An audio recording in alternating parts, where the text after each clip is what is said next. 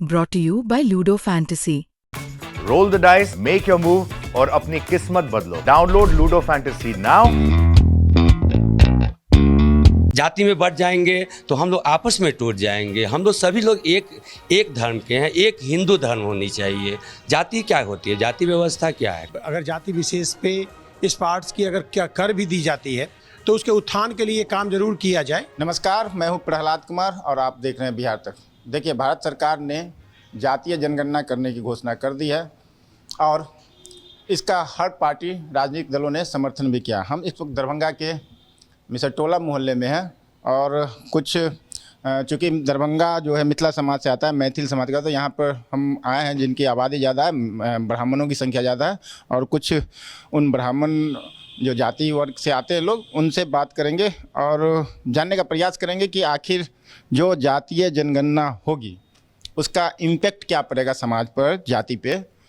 तो ये बताइए कि सुना है आपने सरकार ने जो जातीय जनगणना की बात हुई, किस रूप में आप देख रहे हैं इसे? हिंदू समाज को तोड़ने का प्रयास किया जा रहा है, क्योंकि धर्म के आधार पर अगर पार्ट में अगर तोड़ा जाए तो समाज में आपस में वैमनस्यता बढ़ेगी।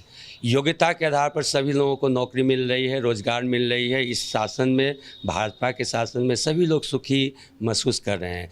लेकिन अगर जाति के अंदर में बांट दिया जाएगा, हर जाति के एक दूसरे से वैमनस्य करेंगे, आपस में मनमुटाव होगा, तो समाज को तोड़ने का प्रयास किया जा रहा है। योग्यता के आधार पर सभी जाति, चाहे किसी भी जाति के लोग हों, सभी को नौकरी मिल रही है, सभी को रोजगार मिल रही है, सभी लोग खुश हैं इस शासनकाल में। जाति में बढ़ जाएंगे तो हम लोग आपस में टूट जाएंगे। हम लोग सभी लोग एक धर्म के हैं, एक हिंदू धर्म होनी चाहिए। जाति क्या होती है, जाति व्यवस्था क्या है? कुछ नहीं। समाज। मेरा नाम है श्याम मुरारी मिश्रा, ब्राह्मण जाति। देखिए, श्याम जी बता रहे थे कि नहीं, इसका कोई फ़ायदा नहीं होगा, समाज बल्कि टूटेगा। आप किस रूप में देख रहे हैं? हम तो देख रहे हैं जो 2 साल पहले बिहार में जाति जनगणना हो गया था। 20 साल पहले जो लालू जी का सरकार था उसमें जनेऊ देख देख के मारा जाता था। लालू जी के सरकार में एक बच्चा दरभंगा से आ रहा था टाटा से, उसको जनेऊ देख के कई गो लड़का को मार दिया गया बस में। तो जाति जनगणना तो यही है जो लोग पहले, अभी जो चल रहा है वो तो अभी चलिए रहा है, देखिए रहे। आपको क्या समझ में आ रहा है, ये फ़ायदा है, नुकसान है? और फ़ायदा है तो किस रूप में नुकसान? फायदा 2 साल पहले बिहार सरकार जो किया उसमें बहुत आदमी का नहीं हुआ, बहुत आदमी का हुआ भी जाति जनगणना। अब मोदी जी कराएंगे, सेंट्रल गवर्नमेंट से होगा तब ढंग से तनी होगा काम। यहाँ का तो बहुत आदमी किया, बहुत आदमी का नहीं हो असर पाया। क्या पड़ेगा? आप लोग इसको किस रूप में देख रहे हैं? आप लोग पर असर क्या पड़ेगा, आपके जाति पर असर क्या पड़ेगा, ये जानना चाहिए। जाति तो ब्राह्मण जाति में तो नौकरी कम में मिलता है लोग को, ज़्यादा तो उधर चला जाता है दूसरे जाति में। किसी को कितना सीट है, इसको इतना सीट है, उसी पर होता है। क्या नाम है आपका?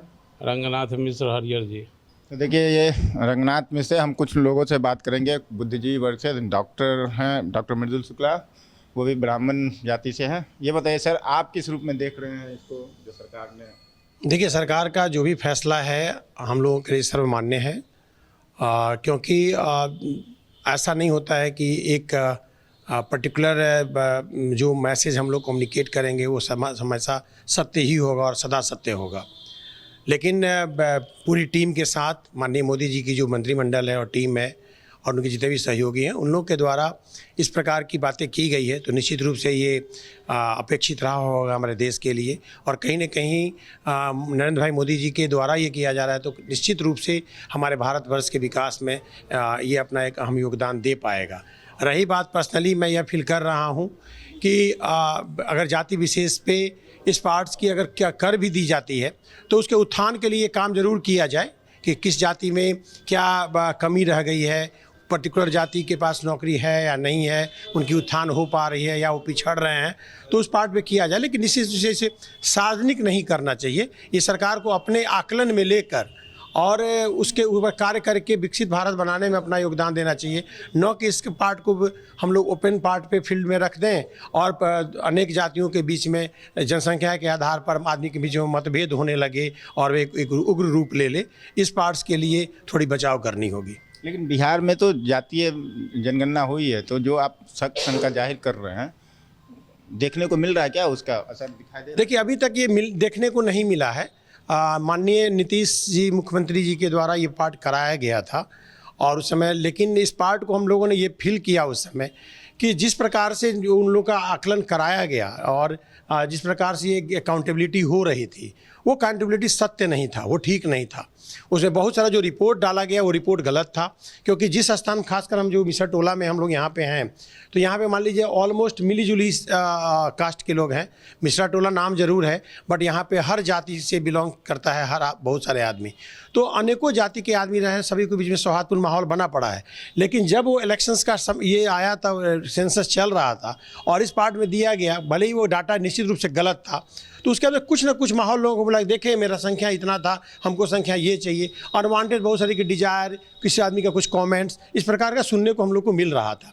लेकिन निश्चित रूप से हम चाहेंगे, हम और निवेदन करेंगे अपने माननीय प्रधानमंत्री जी के द्वारा कि सरकार समाज के उत्थान में इस पार्ट्स की ज़रूरत है कि अकाउंटेबिलिटी के आधार पे हम लोग पर्टिकुलर समाज में जहाँ भी कोई कमजोरी है उसको हम लोग बेहतर करने की कोशिश करें।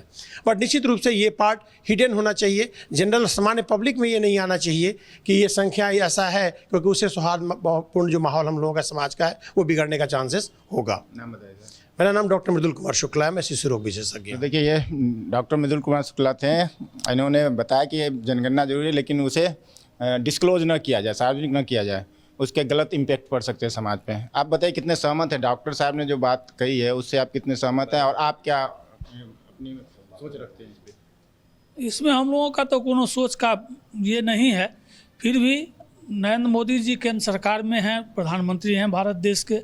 ये जाति जनगणना का हो हंगामा बहुतों दिन से चल रहा है, कुछ हुआ भी है, कुछ बाकी भी है।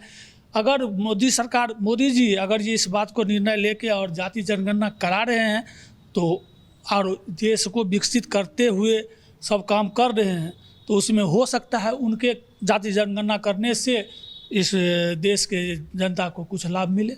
लेकिन ये भी देखा जा रहा है ना कि लगातार विपक्ष जो है जाति जनगणना की डिमांड करता आ रहा था, लेकिन मोदी जी ही लगातार जो मतलब केंद्र की सरकार लगातार इसे खारिज कर रही थी। आखिर क्या मजबूरी आपको दिखाई दे रही है कि सरकार अंततः राजी हो गई? भारत सरकार विपक्ष जाति जनगणना के लिए अपना तैयारी कर रहा था, मोदी सरकार जी उनका विरोध कर रहे थे। अगर इस बार जाति जनगणना से ही अगर किसी को संतुष्टि है तो जाति जनगणना ही करा देते हैं, उसके बाद ये राजनीति तो अपना चलता ही रहता है। क्या नाम आपका? विपिन कुमार झा। विपिन जी, ये बताइए सर कि आप क्या सोच रखते हैं इस विषय पे? मैं डॉक्टर साहब के वक्तव्य पे मैं पूरी तरह सहमत हूँ। इसके आगे मैं क्या कहूँ? मतलब होना चाहिए जाति जनगणना? जी, होना भी चाहिए। फायदा क्या लग रहा है आपको? फ़ायदा तो हमको कुछ नहीं लग रहा है इसमें, हालांकि हम लोग भी न्यूज़ पढ़ते रहते हैं, कोई कहता है 80% है, ब्राह्मणों 3% है, फिर भी ब्राह्मण को क्यों आगे बढ़ाया जा रहा है? ये तो हम लोग की योग्यता के ऊपर है, पढ़ने के ऊपर है।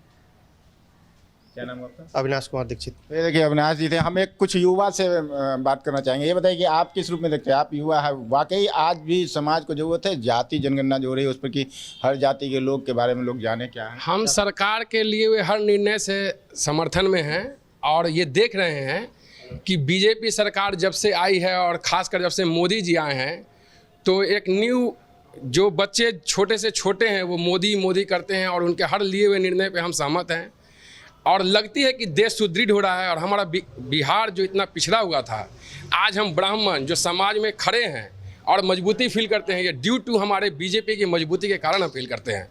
कल तक ये था कि कोई छोटी जाति के लोग कुछ भी कमेंट कर देते थे, कुछ भी बोल दिया करते थे।